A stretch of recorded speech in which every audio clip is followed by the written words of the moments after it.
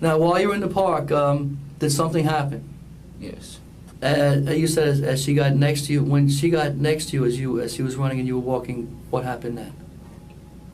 And then, because of a past situation, I got angry and then started hitting her and stuff like that. Okay. Before you did, where did you hit her? Like in the face and like in the mouth.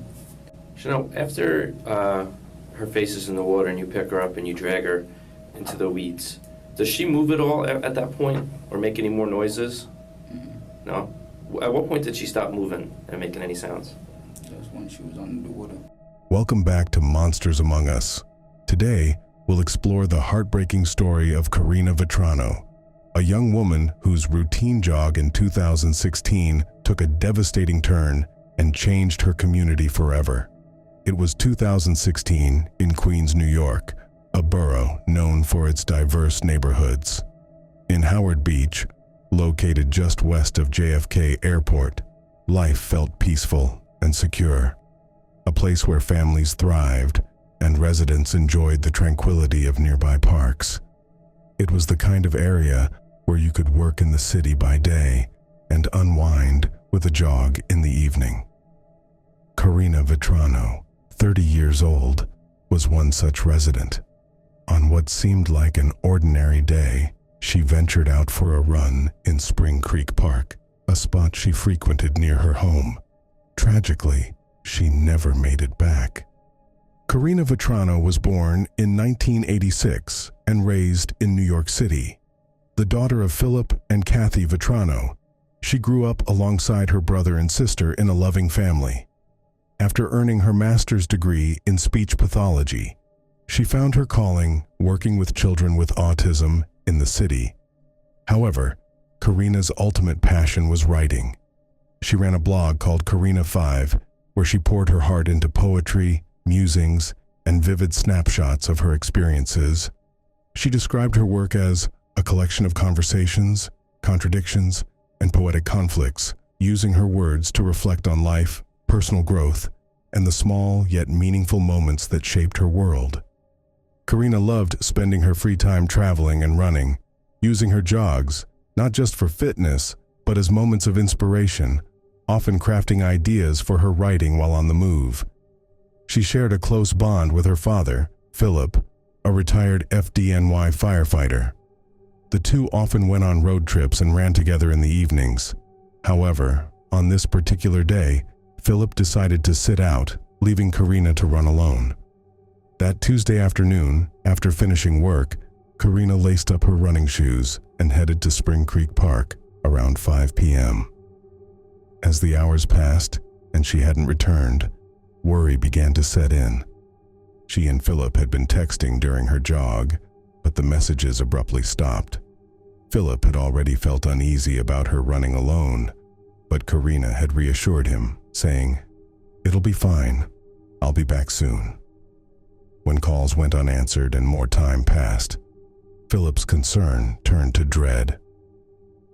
Unable to ignore the growing fear, he reached out to a neighbor who happened to be an NYPD police chief. Together, they called the authorities, and a search party was formed. By 7 p.m., search teams were combing through Spring Creek Park, while Philip braced himself for the possibility of his worst nightmare coming true. It was just before 11 p.m. when Philip stumbled upon the scene. The night had settled deep, and the park was eerily quiet. He found her about 15 feet off the main trail, lying face down in a marshy area overgrown with weeds. She was unmistakably lifeless.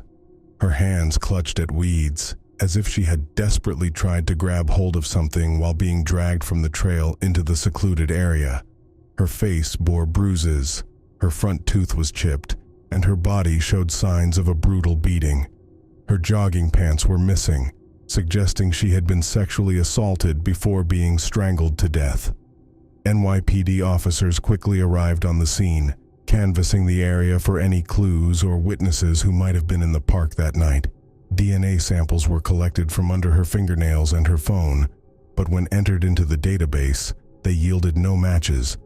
Whoever had committed this crime was either not in the system or disturbingly adept at evading capture. Reviewing CCTV footage offered a troubling twist. She was seen jogging into the park, but no one appeared to follow her.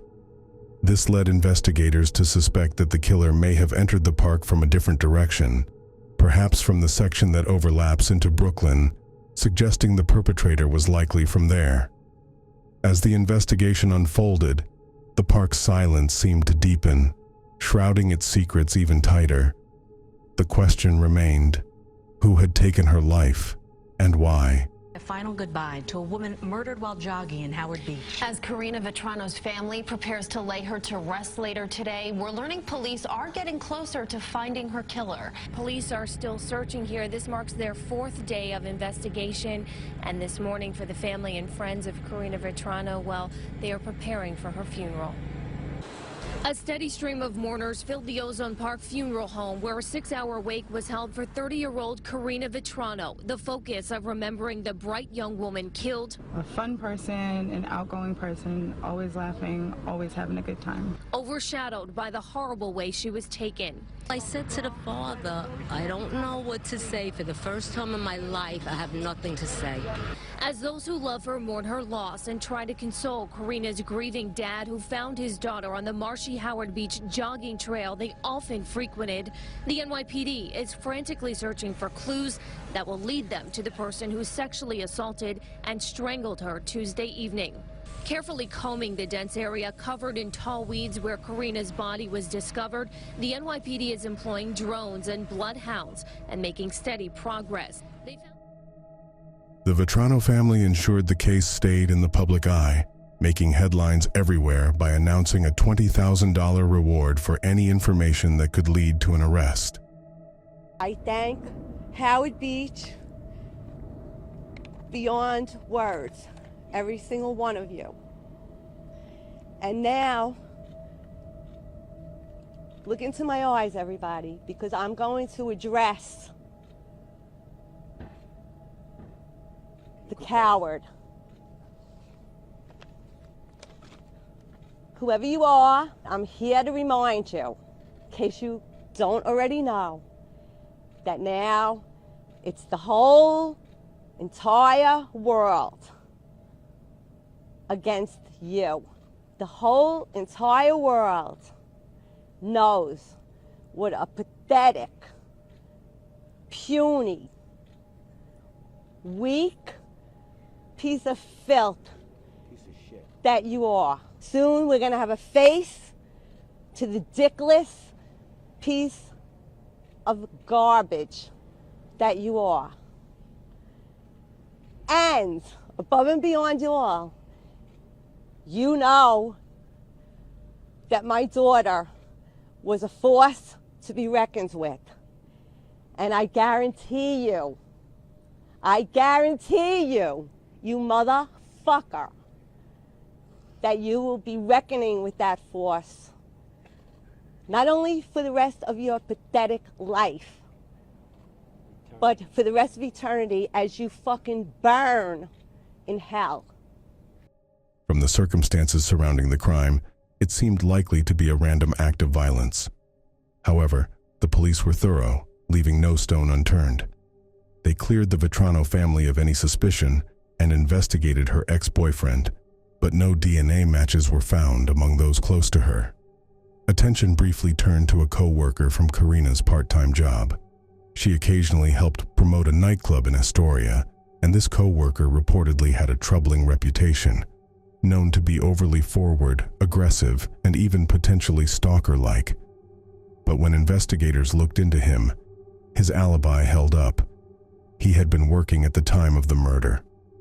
With no viable DNA matches and no leads from questioning those around her, the case hit a standstill. The randomness of the location, near a busy parkway, left open the chilling possibility that the killer was just passing through. Someone who stopped momentarily, committed the crime, and then drove away, potentially hundreds of miles from the scene by now. Despite the growing frustration, the Vetrano family refused to give up.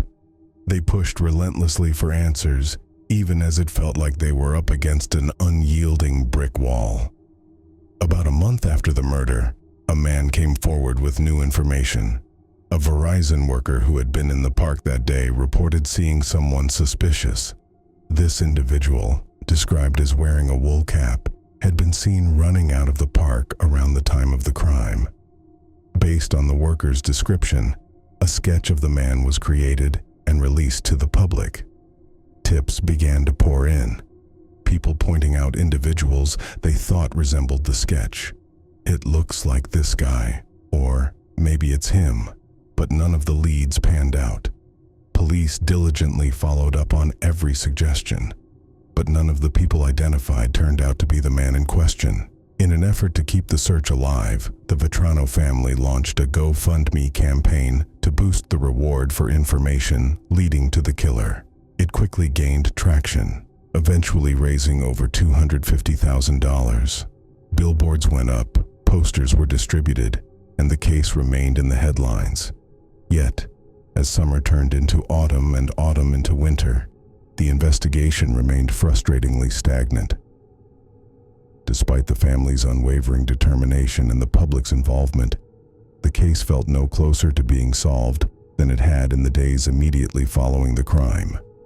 Turn yourself in. I will make sure that reward money goes to the person of your choice, your sister, your brother, your mother. It's a life changer. You will be caught, so take advantage. In January 2017, one of the detectives working the case decided to take a fresh approach. Frustrated with the lack of progress, he chose to revisit every detail, starting from scratch. While reflecting on past incidents, he remembered something from May 2016, a few months before the murder. In Howard Beach, there had been several reports of a suspicious individual lurking around the area. Residents had called in about a man who clearly wasn't from the neighborhood, seen loitering and possibly casing houses or cars to rob. The detective recalled a personal encounter with this individual. While off-duty and driving through the area with his daughters, he spotted the man skulking around. Not wanting to confront him directly while off the clock, the detective instead called 911 to report the suspicious activity. The man's name, as it turned out, was Chanel Lewis. This memory, seemingly minor at the time, suddenly seemed worth revisiting.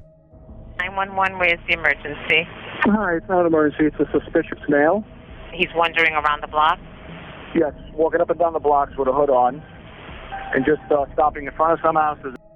Not much came of it at first. They got his name, and he seemed to move on. But this left them with the impression that the detective found him a bit suspicious, especially since he was seen lingering around the area.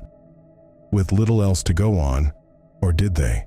The detective decided, almost on a hunch, to take another look at this individual, Lewis. Lewis, a 19-year-old with no prior criminal record, lived in East New York, a Brooklyn neighborhood adjacent to Howard Beach. Interestingly, his neighborhood bordered Spring Creek Park. He lived with his mother, a Jamaican immigrant, and his two sisters. While he hadn't been in serious legal trouble, his high school record showed some concerning behavior, including a report that he once told a teacher, "I want to stab all the girls." Described as a loner, he often visited Howard Beach, preferring its quieter atmosphere to his own neighborhood.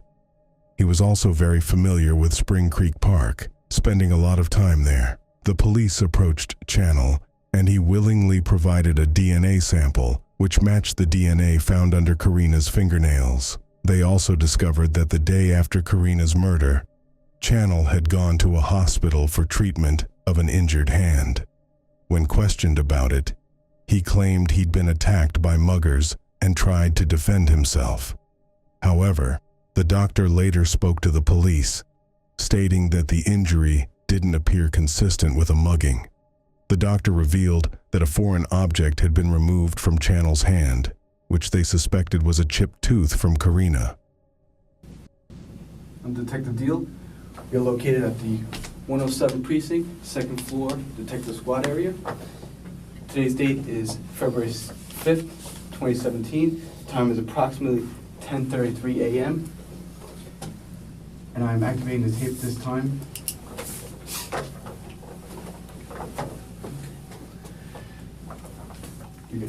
Okay, we're present in the 107th Police Precinct. The date is Sunday, February 5th, 2017, and the time is about 10:33 a.m.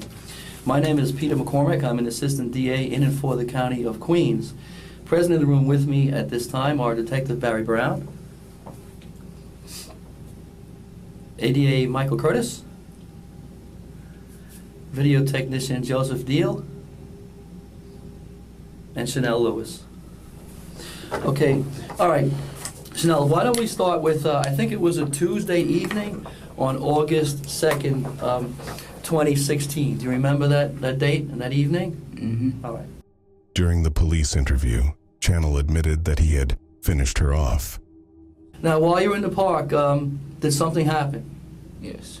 You said as she got next to you, when she got next to you as she was running and you were walking, what happened then? And then, because of a past situation, I got angry and then started hitting her and stuff like that. Okay. Before you did, where did you hit her? Like in the face and like in the mouth.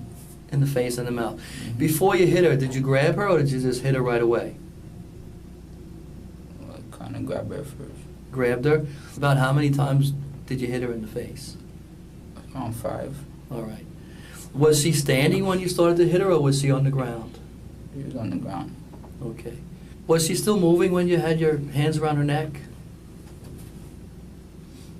Well, yeah, and then she dropped into the water. Okay. Well, when you had your hands around the neck, was she on the ground or standing up? She's still on the ground. On the ground. Face up or face down? Face up. All right. And then how did her face go in the water? I was strangling. We were near the water, and then put her face in the ground. Okay. Okay, the time is... Talking about, I'm sorry. I was talking about what you was talking about with him? Wrestle what? What? Oh, what's that called again? Wrestle what? You said it. I said, did you have any friends in the area? You said no, right? No, wrestle too. Wait, it was something. Channel Lewis was taken into custody and charged with the murder of Karina. It's a good day, but we can move forward now. Channel's family was convinced of his innocence, believing that his confession had been coerced. They pointed out that Channel had learning disabilities and attended a school specifically for children with such challenges.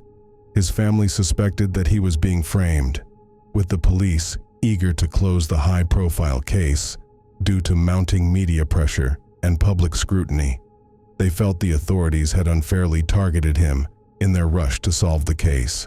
He's a kind, gentle person, loving person. Yeah, well, I didn't go to her. He will never take another person's life. Teresa Forbes is adamant, saying her brother Chanel Lewis did not kill Karina Vetrano. She believes the police are setting him up. They are framing him for the crime. Channel Lewis stood trial in November 2018, pleading not guilty. His defense argued that his confession had been coerced and questioned the validity of how his DNA was obtained, suggesting it was done based on a mere hunch. However, not everyone was convinced. Some details in his confession didn't align with the crime scene, and certain parts of his statement seemed oddly rehearsed, with leading questions and strangely phrased answers. And where were you at that time? I was in Spring Creek, at the Gateway in Spring Creek Mall. Okay, by Gateway and Spring Creek Mall? Spring Creek Park. Park? Yeah. All right. Were you inside the park? Yeah. Okay. While you were in the park, well, do you remember what you were wearing that day? It was a hoodie, a sweatpants, and shoes. Okay. And the shoes, were they shoes or sneakers? Sneakers. Okay. Do you remember what color they were, what kind? For example, he says he drowned Karina, yet her body was not found near water at all. Chanel, after her face is in the water and you pick her up and you drag her into the weeds, does she move at all at that point or make any more noises? No? At what point did she stop moving and making any sounds? That's when she was under the water. The girl that was jogging, was she by herself or with anybody else? By herself. What did she look like? What was she wearing? It was a Karina said she looked like she wore a yellow tank top, maybe. Okay. What kind of pants? I wouldn't really know. Were they long or short? Do you remember? No. You remember if they long pants or short pants? No? Okay. Now, you said that you did this because you had some anger. Is that right? Mm-hmm. All right. Can you tell me about that anger? Because, you know, I used to live in a different address than I currently live at now. Right. And then sometimes there's this man that comes around there. He play like live music and carry a lot of friends around there. I didn't like it because I feel unsafe and uncomfortable. And I like my place private and peaceful. And usually I just... Okay.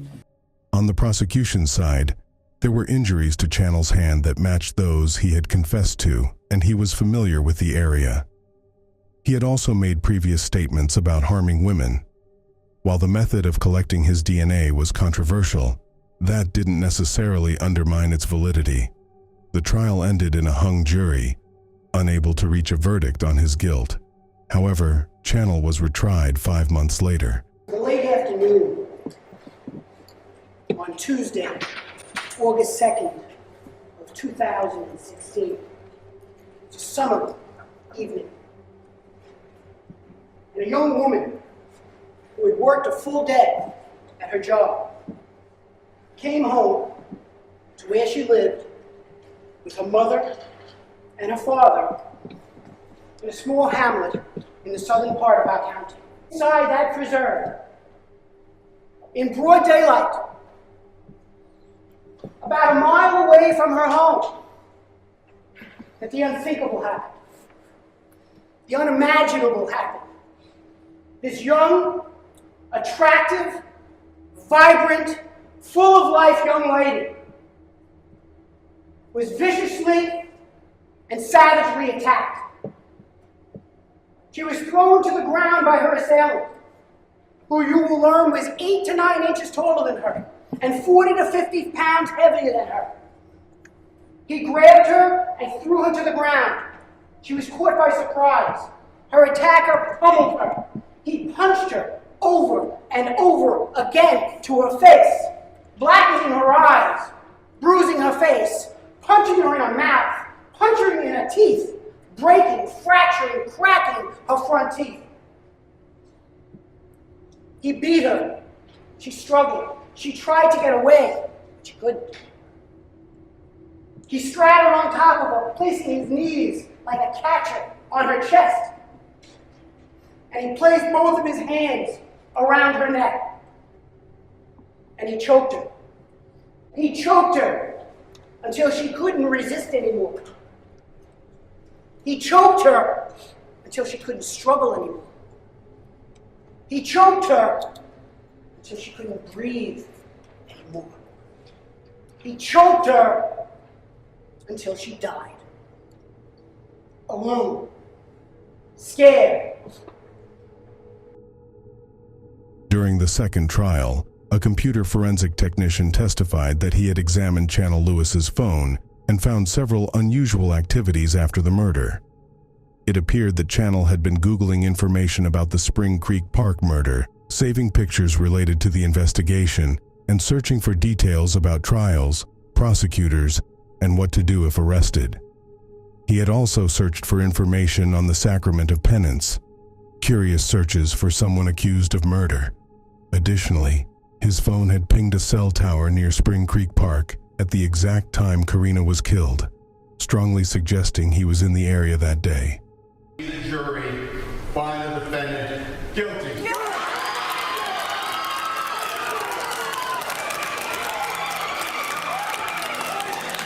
The thunderous reaction from the Vetrano side of the courtroom was unmistakable when the jurors delivered a guilty verdict on each of the 4 counts against Chanel Lewis. At the conclusion of Channel's second trial, he was found guilty and sentenced to life in prison without the possibility of parole.